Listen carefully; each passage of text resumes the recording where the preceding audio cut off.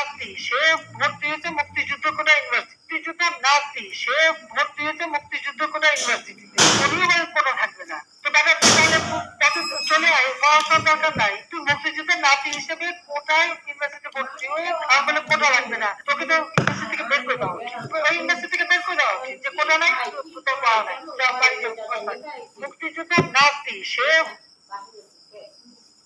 বয়স্ক ভাতা, বিধবা ভাতা, 2 কোটি সবচেয়ে কষ্টে ভোগ করছে আমাদের সাধারণ মানুষ, দিনমজুর, রিক্সাওয়ালা, খেটে খাওয়া মানুষ, নিম্ন আয়ের মানুষ, চাকরিজীবী, প্রত্যেকের জীবনে আজকে নিরাপত্তা নাই।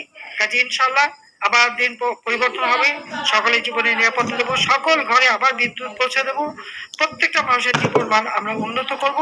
একমাত্র আওয়ামী লীগই পারে, আর কেউ করবেও না, করেও না, একমাত্র আওয়ামী লীগ করে এবং আওয়ামী লীগ করবে, এবং আওয়ামী লীগ ইনশাল্লাহ সেই সুযোগ পাবে এবং সেদিন খুব বেশি দূরে না, এটা আমি বিশ্বাস করতে পারি। আর আমি, হ্যাঁ, আমাকে ফাঁসির হুকুম দিয়েছে, আমাকে একটা মামলা দিয়ে মিথ্যে অনেক শাস্তি দিয়েছে, আমি এটা পরোয়া করি না। আমি বলবো ঠিক আছে, জেলখানা রেডি করেন, ফাঁসির মঞ্চ রেডি করেন, আমি আসবো। তবে হ্যাঁ, ইউনূসের রাজত্ব সবাই দেখেছেন, তারেকের রাজত্ব কিছুদিন দেখেন, কত আল্লাহ করে যারা নিয়ে এসেছেন তারা একটু দেখেন যে কেমন চালায়। আমি সময় মতো ইনশাল্লাহ চলে আসবো, এবং যে অবস্থায় আমার হোক, আমি দেশের মানুষের কাছে আছি, মানুষের কাছে থাকবো, যত দূরেই থাকি আমার মন, আমার হৃদয় সবসময় ওই বাংলাদেশেই পড়ে আছে, বাংলাদেশের জনগণের কাছেই পড়ে আছে। একটা অমানিসার অন্ধকার থেকে দিয়েছে আমাদের দেশকে, কালো ঝড় মানুষের জীবনটা তছনছ করে দিয়েছে।